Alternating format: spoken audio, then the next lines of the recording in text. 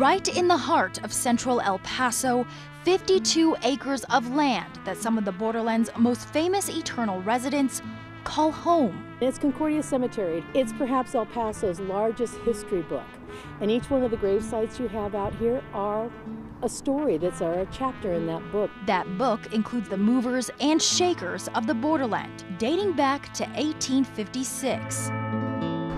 Melissa Sargent heads the group that preserves the cemetery. Victoriano Huerta, the president of Mexico, was buried here for a short time in the Masonic section. You've got the Buffalo Soldiers. You have the Chinese section. We had at one time one of the largest Chinese communities in Texas. And the list goes on and on.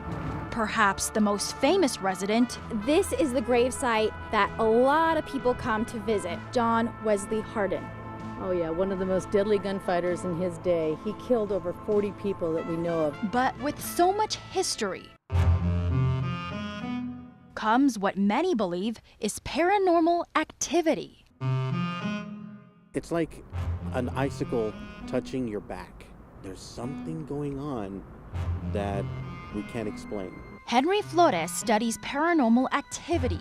He says that something is what draws visitors across the country. Most recently, a crew from the Travel Channel's Ghost Adventures to film an upcoming episode. Flores says while shooting one night, the crew heard something rather odd.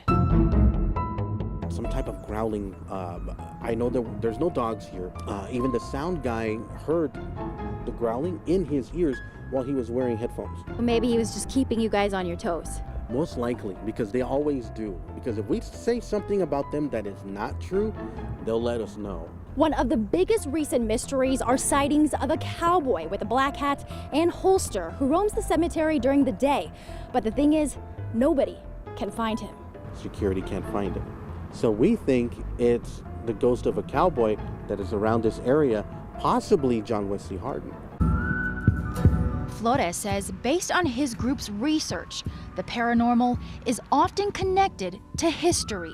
A lot of people have reported hearing voices, specifically children's voices, coming from this area, right, by this tree? Yeah, this is the infant nursery. A burial site dedicated to the children who died in El Paso due to the influenza epidemic. We do hear the sounds of giggling, laughing at us, even some kids throwing things at us, just to, maybe they think we look weird.